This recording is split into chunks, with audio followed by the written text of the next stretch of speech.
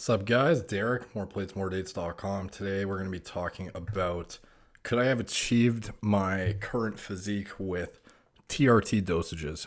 So, something you'll see often are bodybuilders who, even the ones that are taking the health conscious approach, they'll often talk about how they can maintain their physique on very low dosages. So people are overdoing it in terms of use of anabolics and whatnot. And, I've sort of fallen into this trap to some extent because I talk about my TRT all the time and how I'm trying to get lower and lower to basically, improve health markers. And I'm just trying to see as low as I can go before I, try and maximize longevity essentially. And I'm kind of over the blasting phase of my life at this point and, using, absurd, well, not even absurd, just super physiological amounts of hormones. So, but the thing is a lot of bodybuilders that have insane physiques that maintain it with TRT, what they won't say is that to build their foundation of muscle,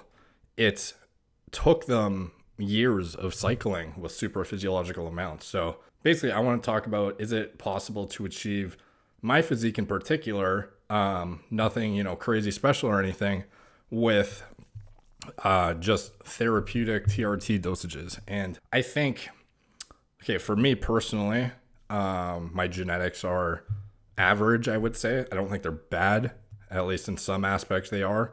I don't think they're good though either. They're quite average. I just have, some body parts that are somewhat genetically gifted and others that are extremely genetically lagging. And that's, most people have that exact same thing. So I'm not really an outlier on either side of the spectrum. I'm pretty average. So in terms of building the physique that I have, I do think I overdid it in the past in terms of dosages. I don't think, relative to what a lot of guys are taking that actually, they think are moderate to high dosages. I was nowhere near that. But to me, with my perspective now, what I used in the past was just way too much. But, with 100 a week, for example, of testosterone, obviously medical disclaimer, don't use gear if you don't have, a prescription from your doctor. Don't use anabolic androgenic hormones unless it's, for therapeutic applications.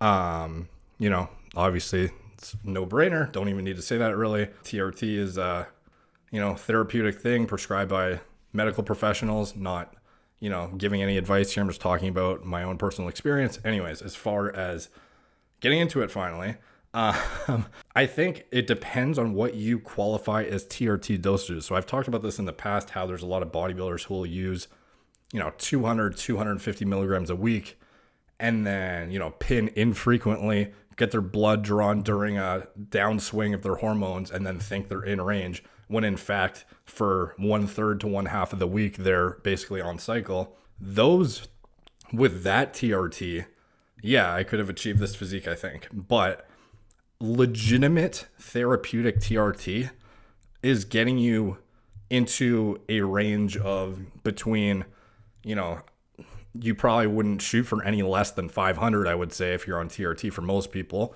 Maybe like 500 to 900 nanograms per deciliter. And the higher you go with that number, the more prone you are to cardiovascular disease. And this range, it varies wherever, certain labs have different reference ranges, but typically they're going to end at most 1100. And that I think is really pushing it because I don't think there are very few naturals out there, even, very gifted naturals with great genetics that walk around with 1100 nanogram per deciliter test levels, and especially not when dieting down. So let's just say, like hypothetically, if I took the average male produces 3 to 10 milligrams per day with no ester on it. So that's not, that's pure 3 to 10 milligrams per day. Obviously, if you have, 200 milligrams per week of test E or test SIB, you have to count for that giant amount of ester weight. And the real active hormone is maybe like 140 or something. So 3 to 10 milligrams per day of active, full usable testosterone. That if I had maybe like the top end of that year round, perhaps, but I don't think so. And I think that if I could have gone back, I would have used much more reasonable and safe dosages, because basically, and realistically, no dosages are safe. I'm just saying, in hindsight, I wouldn't have used as much as I did. I probably could have achieved what I have with far less. I'm not, massive by any means. I'm sitting at maybe 215 to 220 right now, depending when I wake up, closer to 215, maybe like 10% ish. And, I can just hold on to this as is, but could I have built it with, maintaining an 800 nanogram per deciliter test level? I'm not really sure. I don't think so, to be honest, at least with my genetics. Another guy probably could have, but for me in particular, probably not. And, I don't want to, I'm not going to say I don't want to delude you guys, because there are probably a lot of guys watching my channel who have better physiques than me, who don't even take anything. But, I just want to be transparent and kind of, a lot of people, they don't talk about what they've done in the past. They just talk about what they're doing now. If they've changed their, their lifestyle, their outlook on health and longevity and their diet and whatnot. And then they won't mention any of the stuff that you have some guy that's walking around at 250 lean.